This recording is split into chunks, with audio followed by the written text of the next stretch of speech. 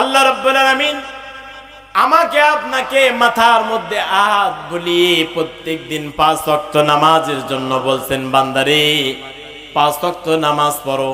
আজকে কিন্তু জুমার দিন ছিল, কথা বলেন ঠিক কিনা? আল্লাহ রাব্বুল আলামিন বলেন, ইয়া আইয়ুহাল্লাযীনা আমানু ইযা নুদিয়া লিস-সালাতি মিন ইয়াউমিল জুমআতি ফাসআউ ইলা যিকরিল্লাহি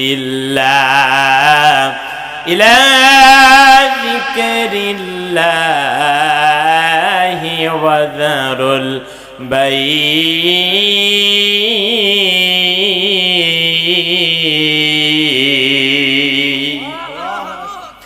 আল্লাহ পাক রব্বুল আলামিন বলেন, ওহে যারা ঈমানের দাবি করো, আমি আল্লাহ পাক রব্বুল আলামিন তাদেরকে বলছি, ইযা নুদিয়া লিস-সালাত মিন ইয়াউমিল জুমআ, জুমার নামাজের আযান যখন হয়ে গেল, তোমরা প্রত্যেকের জন্য সমস্ত ব্যবসা বাণিজ্য, চাকরি বাকরি, ক্ষেত খামার, যার যার হাতে যা কিছু আছে সব কিছু স্টপ করে দিয়ে জুমার নামাজের দিকে দৌড়াও।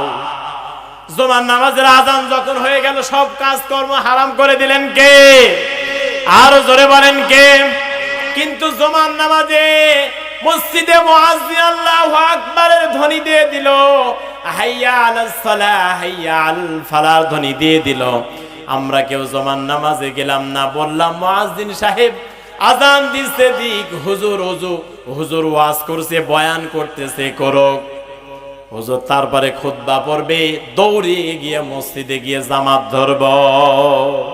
এমন মানুষ আমাদের সমাজে আছে না নাই? জোরে বলেন, আছে না নাই? কিন্তু আযান যখন হয়ে গেল, আপনি জমিনে নেমে গেছেন, আপনার জমিতে ধানের মধ্যে সার বিরাচ্ছেন, সার বুনতেছেন, এমনকি জমির মধ্যে আগাছা পরিষ্কার করতেছেন। জুমার নামাজে মুয়াজ্জিন যখন মসজিদ থেকে আযান দিয়ে দিল, তখন আপনার জন্য সমস্ত কাজকর্ম হারাম হয়ে গেল। আপনি কোদাল দিয়ে জমিনে মাটি কাটছেন, সেই সময় আযান হলে আর মাটি কাটা যাবে না, উপরে উঠিয়েছেন, জমিনে আর মারা যাবে না, যদি ওটা মারেন সেটা হারাম, হারাম 100 বার হারাম। আর এটা যদি কেউ না মানে অবশ্যই সে সীমা লঙ্ঘন করল। নাশহাদু আল্লা ইলাহা ইল্লাল্লাহু ওয়াহদাহু লা শারীকা লাহু ونشهد أن سيدنا وحبيبنا ومولانا محمدا عبده ورسوله الذي أرسله بالحق بشيرا ونذيرا وداعيا إلى الله بإذنه وسراجا وقمرا منيرا فقد قال الله تعالى في كلامه المجيد والفرقانه الحميد أعوذ بالله من الشيطان الرجيم بسم الله الرحمن الرحيم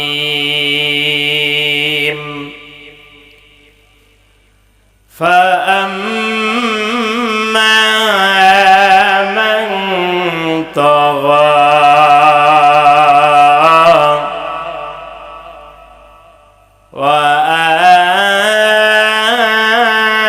وآثر الحياة الدنيا فإن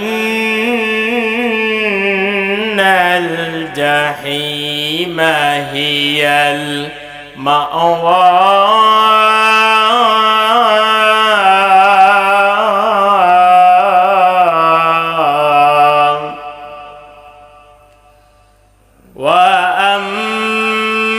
وأما من خاف مقام ربه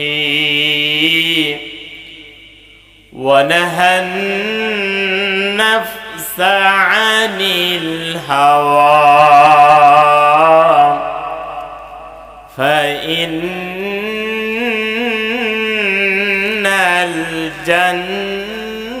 الجنة هي المأوى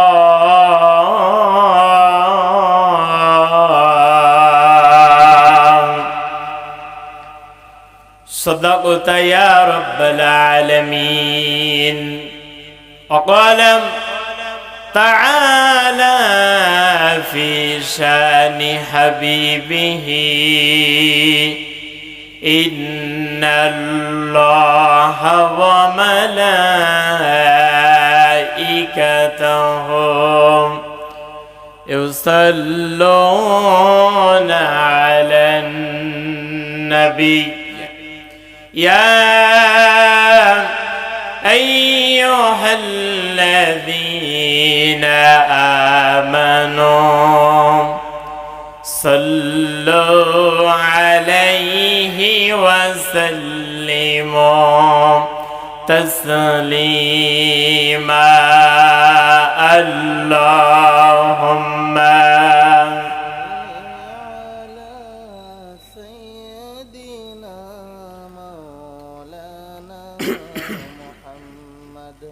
وعلى آل سيدنا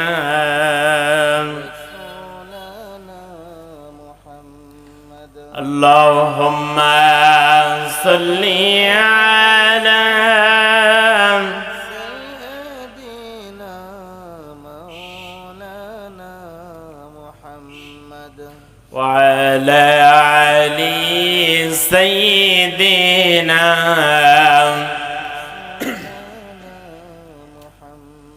কত ব্যথা কত ভাবে সয়েছ যে তুমি তোমারি খুনে লাল তাই ফেরি ভূমি ফেরেশতা এসে চাই ধ্বংসের হুকুম লৌহে মাখা মোহাম্মদ পানিতে হাসরাত হে আল্লাহ ক্ষমা করো এটাই ফবাসী ওরা বুঝনি যে আমি যে মোহাম্মদ হৃদয়ে মোহাম্মদ আল্লাহুম্মা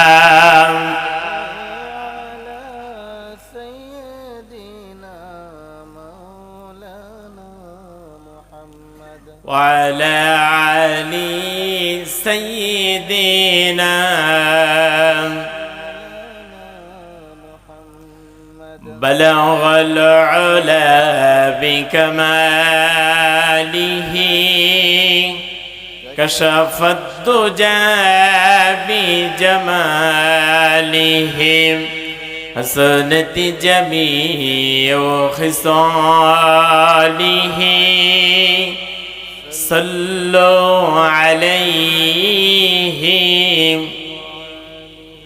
سورة يوسف بدال حكمت لقمان ما کریے قرآن باری ای دل ساد مان ما بلغ العلم بكماله كشف الدجى بجماله حسنت جميع خصاله صلوا عليه একজন জবান বন্ধ রাখবেন না প্রত্যেকে জবান খুলে জবানকে উজাড় করে আল্লাহকে ডাকছি লা ইলাহা লা ইলাহা ইল্লাল্লাহ লা ইলাহা সুবহানাল্লাহ আলহামদুলিল্লাহ লা ইলাহা সুবহানাল্লাহ আলহামদুলিল্লাহ লা ইলাহা সুবহানাল্লাহ আলহামদুলিল্লাহ লা ইলাহা লা ইলাহা ইল্লাল্লাহ মুহাম্মাদুর রাসূলুল্লাহ সাল্লাল্লাহু আলাইহি ওয়াসাল্লাম। ঐতিহ্যবাহী পাবনা জেলার অন্তর্গত ঈশ্বরদী থানার চক আল্লাদি দিয়ারপাড়া দারুল উলুম হাফিজিয়া মাদ্রাসা ও এতিমখানার উন্নতি কল্পে ঐতিহাসিক তাফসিরুল কোরআন মাহফিলের সম্মানিত সভাপতি যিনি হচ্ছেন মুহতামিম ইসলাম গাতি হাফিজিয়া মাদ্রাসা কারি হযরত মাওলানা মুহাম্মদ ইউসুফ আলী সাহেব আতালাল্লাহু উমরাহু ওয়া বারাকাল্লাহু ফি হায়াতি, সকলে বলুন আল্লাহুম্মা আমিন। আজকের মাহফিলের প্রধান বক্তা, প্রধান আকর্ষণ বিশিষ্ট ইসলামী চিন্তাবিদ, মুফাসসিরে কোরআন, পাবনার কৃতি সন্তান হযরত মাওলানা মুহাম্মদ আলী মুর্তজা খান এম পাবনা। বড় ভাইয়ের জন্য দোয়া করছি, আল্লাহ পাক দুনিয়াতে নেক হায়াতে তাইয়্যিবা সিহাতে কুল্লিয়া যেন দান করেন, সকলে বলুন আল্লাহুম্মা আমিন। আজকের এই মাহফিলের বিশেষ আলোচক রূপপুর পাকশির কৃতি সন্তান ইসলামী সঙ্গীত শিল্পী ও তরুণ উদীয়মান বক্তা হাফেজ মাওলানা মুহাম্মদ সাইফুল ইসলাম ভাইয়ের জন্য দোয়া করেছি, আল্লাহ পাক তার কণ্ঠটাকে গোটা বাংলার জন্য কবুল করুন, সকলে বলুন আল্লাহুম্মা আমিন। আজকের এই মাহফিলে আরজ গোজারে যারা আসেন, আলহাজ মোবারক হোসেন, আলহাজ ফারুক হোসেন, হাফেজ মাওলানা মুহাম্মদ মহিউদ্দিন সাহেব, আল্লাহ পাক প্রত্যেকের জিন্দিগিতে হায়াত বাড়িয়ে দেন, সকলে বলুন আল্লাহুম্মা আমিন। আজকের এই মাহফিল যারা সাজিয়েছেন টাকা দিয়ে, পয়সা দিয়ে, অর্থ দিয়ে, সম্পদ দিয়ে, এই এলাকার মানুষেরা, আল্লাহ পাক প্রত্যেকের এই দানকে, সম্পদকে কবুল করে কিয়ামতের ময়দানে যেন বেশি করে বাড়ায়া দেন, সকলে বলুন আল্লাহুম্মা আমিন। আজকের এই মাহফিলকে আল্লাহ পাক রব্বুল আলামিন যেন তার রহমতের ফেরেশতা দিয়ে আবহাওয়া আমাদের প্রতিকূলে এনে এ মাহফিলের শেষ পর্যন্ত রহমতের ফেরেশতা দিয়ে যেন আল্লাহ আমাদেরকে সাহায্য করেন, সকলে বলুন আল্লাহুম্মা আমিন। আজকের এই মাহফিলে আমরা আসতে পেরে, বসতে পেরে খুশি না বেজার? কম না বেশি? অবশ্যই বেশি খুশি হতে হবে, কেননা এটা হচ্ছে আল কোরআনুল কারীমের মাহফিল, ঠিক কিনা বলেন? এখানে কথা বলা হয় আল্লাহর কোরআনুল কারীম থেকে এবং বিশ্ব নবীজির হাদিস থেকে, তার সুন্নাহ থেকে হক কথাগুলা আমরা শুনি এবং বলি, আমরা যেন সহি নিয়তে আমল করতে পারি। আল্লাহ পাক রব্বুল আলামিন তিনি আমাদেরকে তৌফিক দান করুন, সকলে বলুন আল্লাহুম্মা আমিন।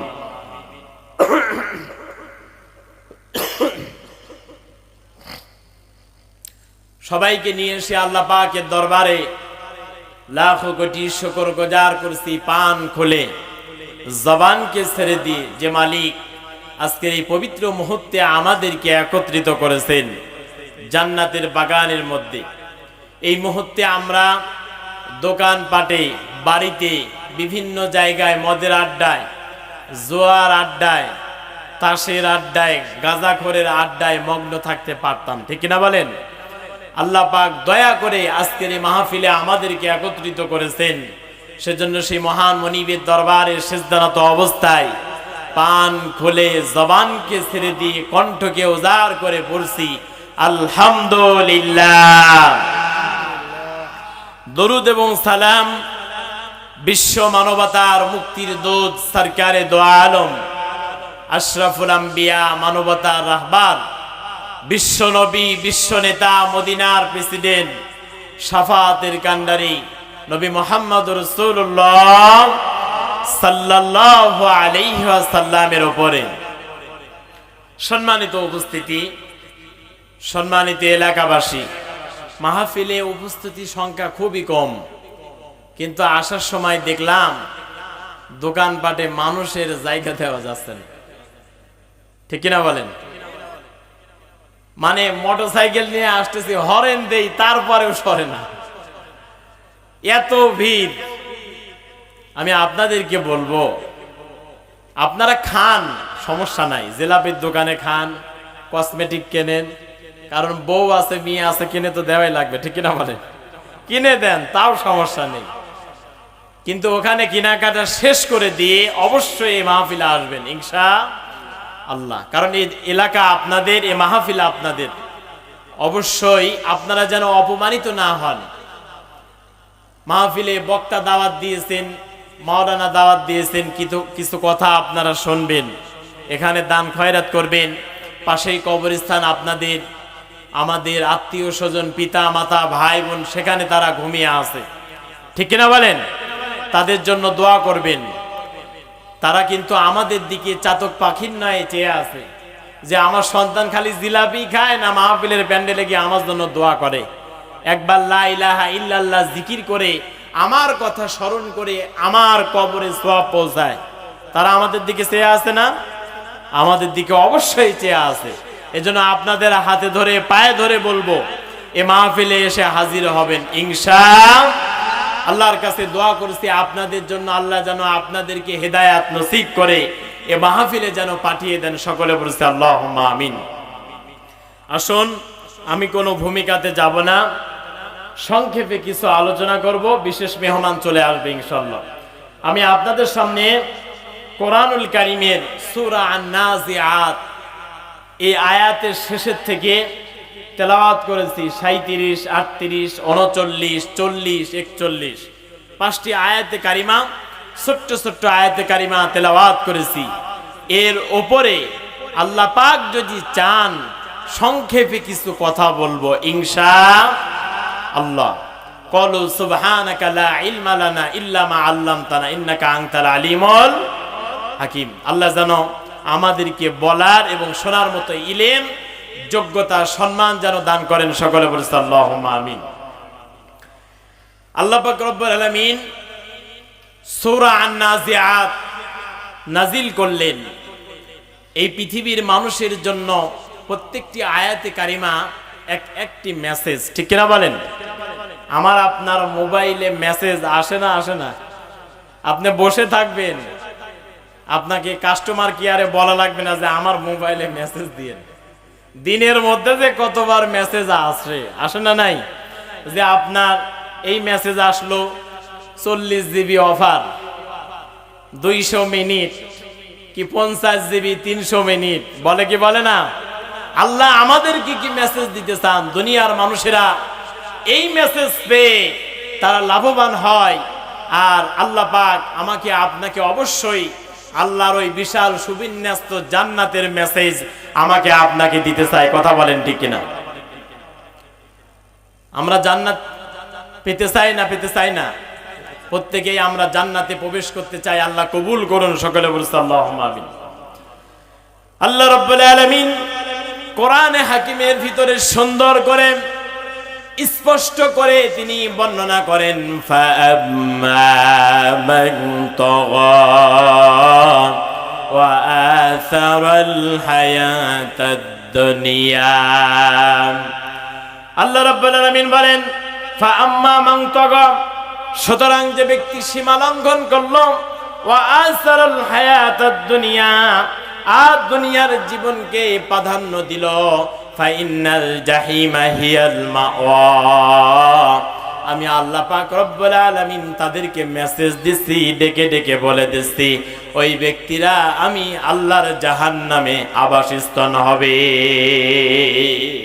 কোন জায়গায় তাদেরকে আমি আল্লাহ পাক জাহান্নামে প্রবেশ করাবো এক নাম্বার কথা হচ্ছে ফাম্মা মান তাগা যারা এই পৃথিবীতে সীমা লঙ্ঘন করে যারা সীমা লঙ্ঘনকারী যারা এই পৃথিবীতে সীমা লঙ্ঘন করে তারা কি আল্লাহর কাছে প্রিয় সীমা লঙ্ঘন কাকে বলে দেখেন আপনার পিতা আপনাকে বলেছে যে বাবা নাও 10 টাকা নাও দোকান থেকে 10 টাকার আকিস বিড়ি কিনে নিয়ে আসো কি বিড়ি জোরে বলেন আকিস বিড়ি কিন্তু পিতার কথা শুনলেন না বললেন না আমি পারবো না আপনাকে পিতা আদেশ করেছে কিন্তু পারবেন না এটা হচ্ছে সীমা লঙ্ঘন জোরে বলেন এটা কি সীমা লঙ্ঘন আল্লাহ রাব্বুল আলামিন আমাকে আপনাকে মাথার মধ্যে হাত বুলিয়ে প্রত্যেকদিন 5 ওয়াক্ত নামাজের জন্য বলছেন বান্দারে 5 ওয়াক্ত নামাজ পড়ো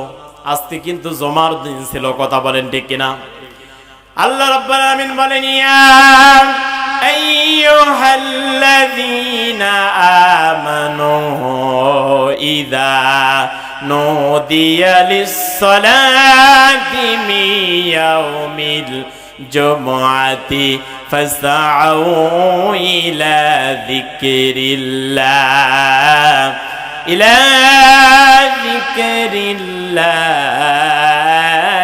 ওয়া যারুল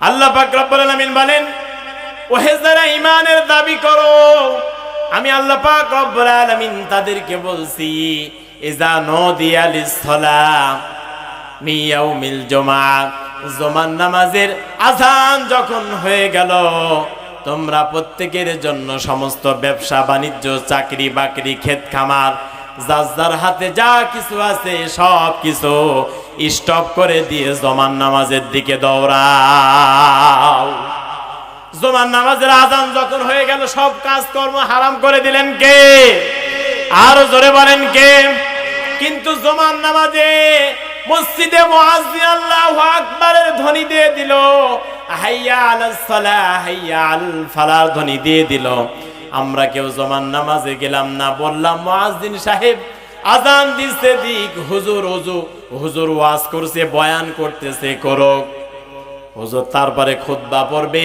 দৌড়ে গিয়ে মসজিদে গিয়ে জামাত ধরব এমন মানুষ আমাদের সমাজে আছে না নাই জোরে বলেন আছে না নাই কিন্তু আযান যখন হয়ে গেল আপনি জমিনে নেমে গেছেন আপনার জমিতে ধানের মধ্যে সার বিরাচ্ছেন সার বুনতেছেন এমনকি জমির মধ্যে আগাছা পরিষ্কার করতেছেন জুমার নামাজে মুয়াজ্জিন যখন মসজিদ থেকে আযান দিয়ে দিল তখন আপনার জন্য সমস্ত কাজকর্ম হারাম হয়ে গেল আপনি কোদাল দিয়ে জমিনে মাটি কাটছেন সেই সময় আযান হলে আর মাটি কাটা যাবে না উপরে উঠিয়েছেন জমিনে আর মারা যাবে না যদি ওটা মারেন সেটা হারাম হারাম 100 বার হারাম আর এটা যদি কেউ না মানে অবশ্যই সে সীমা লঙ্ঘন করলো জোরে বলেন কি করলো আল্লাহ রাব্বুল আলামিন বলেন ইয়া আইয়ুহাল্লাযীনা আমানু আতিউল্লাহা ওয়া আতিউর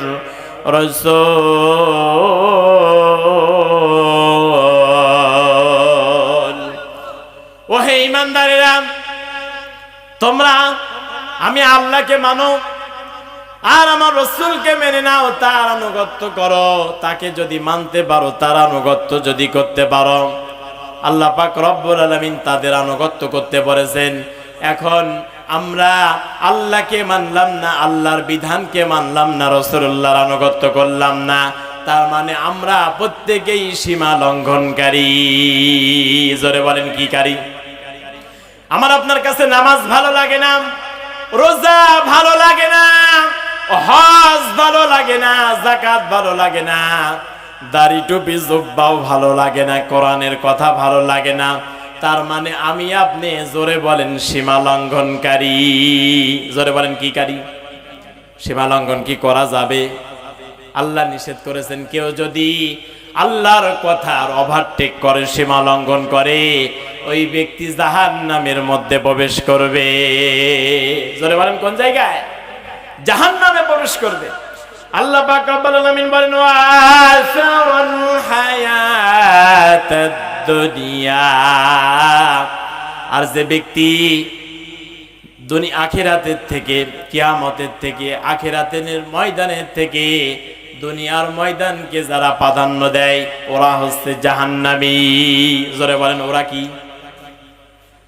যারা আখিরাতের জন্য কোনো পুঁজি জোগাড় করে না, আখিরাতের জন্য কোনো মাল সামানা জোগাড় করে না, নামাজও পড়ে না, দানও করে না, আখিরাত ভিত্তিক কোনো জীবন যাপনও করে না,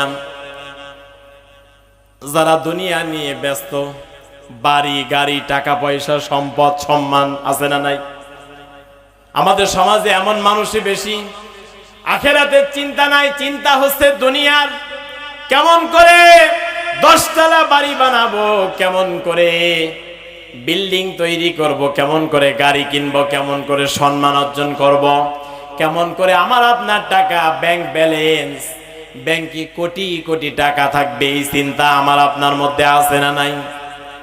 তার মানে আখিরাতের চিন্তা আমার আপনার নাই। আখিরাতকে প্রাধান্য দিলাম না, দুনিয়াকে প্রাধান্য দিলাম। এই পৃথিবীতে যারা দুনিয়াকে প্রাধান্য দেবে ওরা যাবে জাহান্নামে। ফাইনাল জাহিমা হিয়াল মাআওয়া, তারা হবে জাহান্নামের অধিবাসী। আল্লাহ পাক বলেন তাদের আবাসস্থল হবে আল্লাহর জাহান্নাম। জোরে বলেন নাউযুবিল্লাহ। তার মানে সীমা লঙ্ঘন কি করা যাবে? জোরে বলেন। এই পৃথিবীতে সব থেকে বড় সীমা লঙ্ঘনকারী কে? জোরে বলেন তো। মিস্টার ফেরাউন। সব থেকে বড় সীমা লঙ্ঘনকারী কে? মিস্টার ফেরাউন। তার মানে আল্লাহ বোঝাতে চায় এই পৃথিবীতে যারা সীমা লঙ্ঘন করে আমি আল্লাহ পাক তাদেরকে এভাবে শিক্ষা দেই। আজও ফেরাউনের লাশ মিশরের জাদুঘরের মধ্যে আছে না নাই? শুটকি বানায় আল্লাহ রেখে দিয়েছে, কোনো মেডিসিন লাগে না, কোনো পোকামাকড়ও তাকে খায় না, কোনো ওষুধ দিয়ে তাকে রাখা লাগে না। আল্লাহ পাকের কুদরতে তাকে কিয়ামত পর্যন্ত রেখে দেবেন এই দুনিয়ার সমস্ত সীমা লঙ্ঘনকারীর জন্য শিক্ষা। ঠিক কিনা বলেন?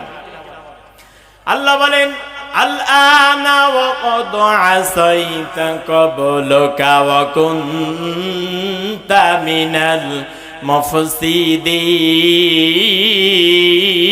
মুফসিদিন। আল্লাহ পাক রব্বুল আলামিন বলেন ফেরাউন, এই পৃথিবীতে তুমি সব থেকে বড় সীমা লঙ্ঘনকারী ছিলে, এই পৃথিবীতে তুমি সব থেকে বেশি ফাসাদ তৈরি করেছো। এই জন্য আমি আল্লাহ পাক রব্বুল আলামিন তামাম পৃথিবীর সীমা লঙ্ঘনকারীদের জন্য শিক্ষা রেখে দিলাম, যাতে করে তোমার থেকে দুনিয়ার মানুষেরা শিক্ষা নিতে পারে। এই পৃথিবীতে যারা আল্লাহর সীমা লঙ্ঘন করবে, আল্লাহর কথাকে ওভারটেক করবে, আল্লাহর কথাকে প্রাধান্য যারা দেবে না, আল্লাহ পাক রব্বুল আলামিন তাদেরও অবস্থান করবে ফেরাউনের মতো। নাউযুবিল্লাহ। কার মতো? ফেরাউনের মতো।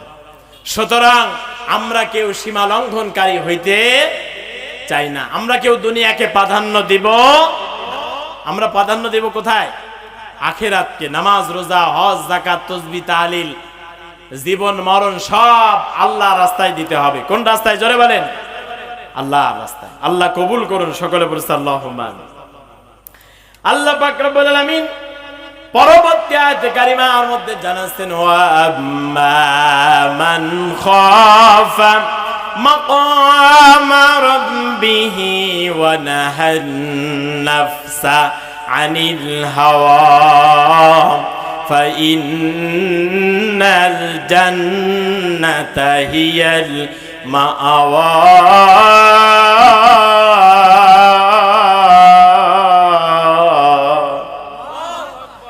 আল্লাহ পাক বলেন ওয়া আম্মা মান খাফা মাকামা রাব্বিহি, যে ব্যক্তি আল্লাহর সামনে তার স্বীয় রবের সামনে দাঁড়ানোকে ভয় করলো, ওয়া নাহান নাফসা আনিল হাওয়া, আর তার নফস যা বলে তাই করে না, আমি আল্লাহ পাক ঘোষণা দিচ্ছি ওই ব্যক্তিকে জান্নাত দান করে দেব। দুইটা কাজ ধরে বলেন, কয়টা কাজ? দুইটা কাজ। এক নাম্বার, আল্লাহর সামনে দাঁড়ানোকে আমাকে আপনাকে ভয় করা লাগবে। কার সামনে? আল্লাহর সামনে দাঁড়ানোকে আমাকে আপনাকে ভয় করা লাগবে। দুই নম্বরে ওয়ানাহান নাফসা আনিল হাওয়া, আর এই নফস যা বলে তাই করা যাবে না। ঠিক কিনা বলেন? নফস যা বলে তাই কি করা যাবে? তাই করা যাবে না।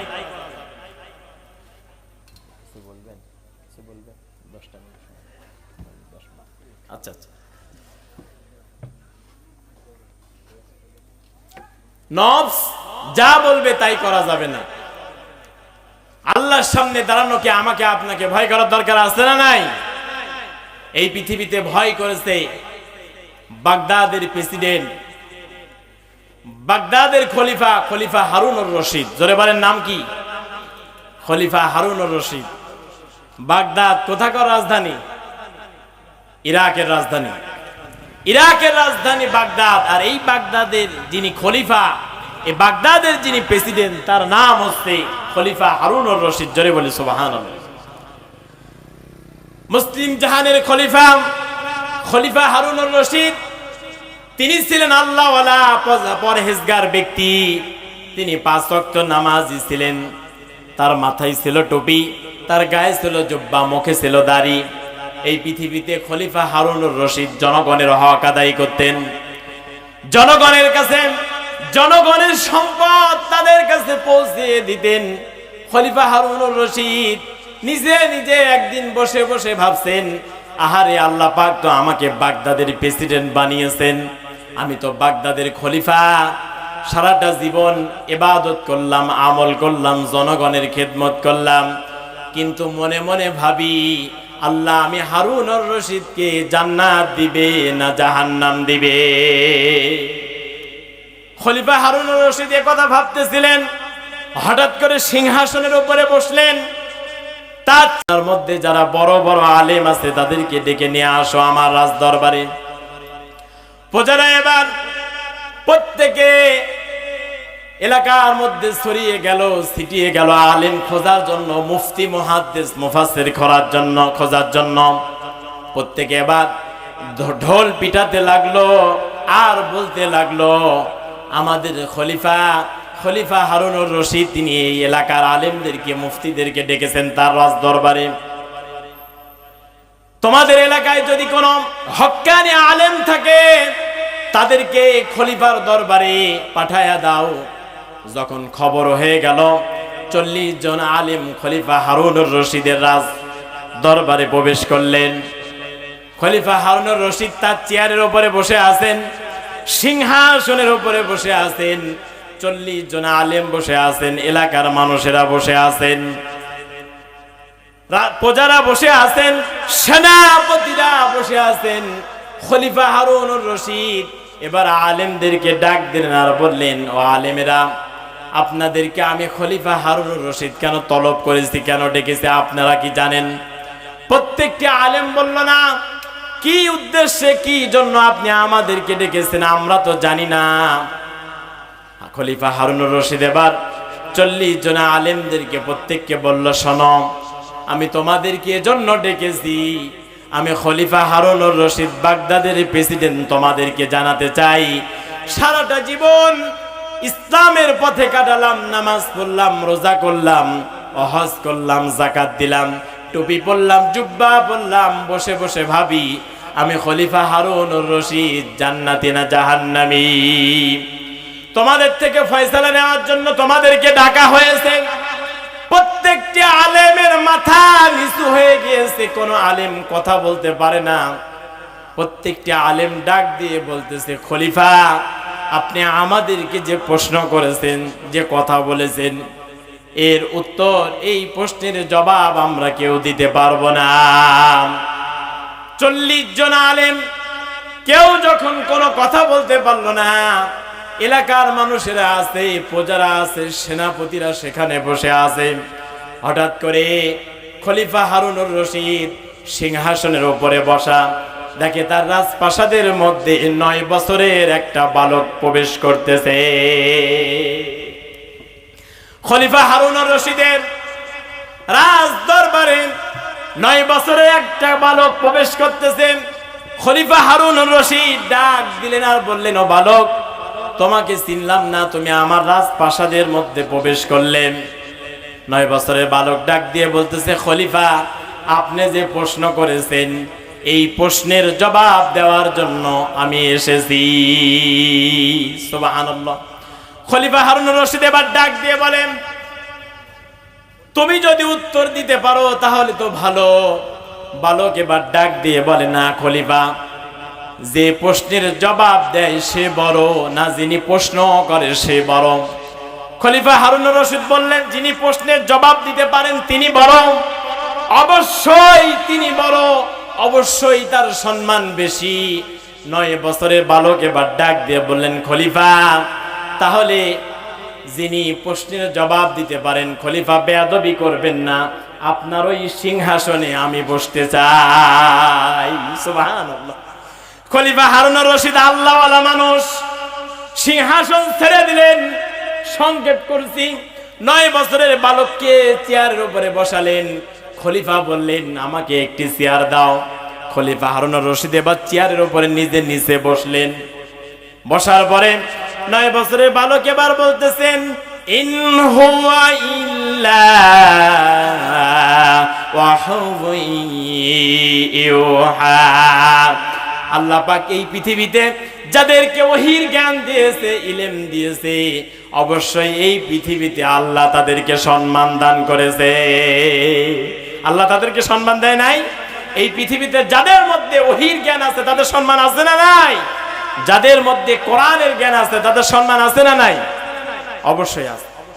এবার 9 বছরের বালক সিংহাসনের উপরে বসতেছে। খলিফা, আমি আপনার প্রশ্নের জবাব দিয়ে দিই। ওয়া আম্মা মান খাফা মাকামা রাব্বিহি ওয়া নাহান নাফসা আনিল হাওয়া ফাইন্নাল জান্নাতা হিয়াল মাআওয়া।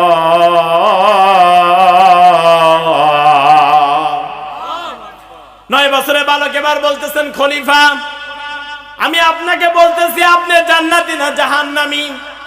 1 নম্বরে এই পৃথিবীতে যদি আপনি ওয়াম্মা মান খাফা মাকামা রাব্বিহি, রবের সামনে দাঁড়ানোকে যদি ভয় করে এই পৃথিবীতে জীবনকে পরিচালনা করতে পারেন। আর 2 নম্বরে এই পৃথিবীতে অনাহান নাফসা আনিল হাওয়া, নফস যা বলে তাই যদি না শোনেন, আমি ঘোষণা দিচ্ছি খলিফা হারুনুর রশিদ আপনি আল্লাহর জান্নাতি। সুবহানাল্লাহ বলবেন না? বলেন, রবের সামনে দাঁড়ানোকে কেউ যদি ভয় পায়, চুরি করবে, ডাকাতি করবে, ছিনতাই করবে, রাহাজানি করবে, মানুষ ঠকাবে, জমির আইল ঠেলবে, জাল দলিল করে নেবে, বলেন না। ও চুরি করতে গেলেও যদি বলে যে আমাকে রবের সামনে দাঁড়ানো লাগবে, আর মন যা বলে, অন্তর যা বলে, টাকা আছে তাই বলে মদ খাবো, টাকা আছে বলে তাই বলে নারী নিয়ে ফুর্তি করব। 9 বছরের বালক বলে, খলিফা আপনি আমাকে কথার গ্যারান্টি দেন, আপনি বলুন যে আপনি কোনোদিন সুন্দরী রমণী আপনার সামনে এসেছে, আপনি জেনা করেন নাই? খলিফা হারুনুর রশিদের চোখ দিয়ে পানি বের হয়ে গেছে, বলতেছে, না, আমি কোনোদিন হাজারো সুন্দরী মেয়ে আমার সামনে এসেছে, কোনোদিন আমি জেনায় লিপ্ত হই নাই। 9 বছরের বালক এবার তিনি জবাব দিলেন, খলিফা আমি 9 বছরের বালক আপনাকে বলতেছি, খলিফা হারুনুর রশিদ আপনি আল্লাহর জান্নাতি। সুবহানাল্লাহ। 9 বছরের বালক এবার খলিফা হারুনুর রশিদের সিংহাসন থেকে নেমে যখন চলে যাচ্ছিলেন, যখন তিনি চলে গেলেন, বাচ্চা হারুনুর রশিদ তখন বললেন, এই 9 বছরের বালককে একটু খুঁজে আনো। সবাই তখন তদন্ত করে খুঁজে দেখে এই 9 বছরের বালক দুনিয়ার কোনো সাধারণ মানুষ নয়, ইনি হচ্ছেন হযরতে ইমাম শাফি রহমতুল্লাহি আলাইহি। সুবহানাল্লাহ বলবেন না? এই 9 বছরের ছেলে, 4 ইমামের তিনি হচ্ছেন একজন ইমাম, তিনি হচ্ছেন ইমাম শাফি রহমতুল্লাহি আলাইহি। তিনি সিংহাসনের উপরে বসে বলতেছে, খলিফা হারুনুর রশিদ আপনি আল্লাহর জান্নাতি। সুবহানাল্লাহ। এজন্য আসুন, জাহান্নাম থেকে মুক্তি পেতে হলে আমাকে আপনাকে দুনিয়াকে ছাড়তে হবে, ঠিক কিনা বলেন? সীমালঙ্ঘন থেকে বেঁচে থাকতে হবে। আর আল্লাহ জান্নাতে প্রবেশ করতে হলে আপনাকে আমাকে আল্লাহর সামনে দাঁড়ানোকে ভয় করতে হবে। 2 নম্বরে আমাকে আপনাকে নফস যা বলে, অন্তর যা বলে তা করা যাবে। তাহলে জান্নাতের গ্যারান্টি দিয়েছেন কে? ফাইনাল জান্নাতা হিয়াল মাওয়া। আল্লাহ বলেন, আমি আল্লাহ পাক তাকে জান্নাতের আবাসস্থান দান করব। জোরে বলি সুবহানাল্লাহ। এজন্য আসুন, আমার সময় শেষ, আর কথা বাড়াবো না। আমি যা বলেছি এবং আপনারা যা শুনেছেন, আল্লাহ পাক আমাদের প্রত্যেককে আমল করার তৌফিক দেন। সকলে বলছি আল্লাহুম্মা আমিন। ভুল যা বলেছি আল্লাহ যেন আমাদের স্মৃতি থেকে মিটায় দেন। সকলে বলছি আল্লাহুম্মা আমিন। এই মাদ্রাসার মাহফিল, বিশেষ মেহমান এসেছে, তিনি আলোচনা করবেন, তার হাতে দান করবেন। আমার আলী মুর্তজা ভাই তিনিও এসেছেন, তার হাতেও দান করবেন। আলোচনা শেষ করে মাহফিল থেকে কিছু শিক্ষা নিয়ে বাড়িতে যাবেন। আল্লাহ পাক রব্বুল আলামিন তিনি আমাদেরকে তৌফিক দান করুন। সকলে বলছি আল্লাহুম্মা আমিন। ওয়া মা আলাইনা ইল্লাল বালাগ। সকলের কাছে দোয়া চাই, সকলের জন্য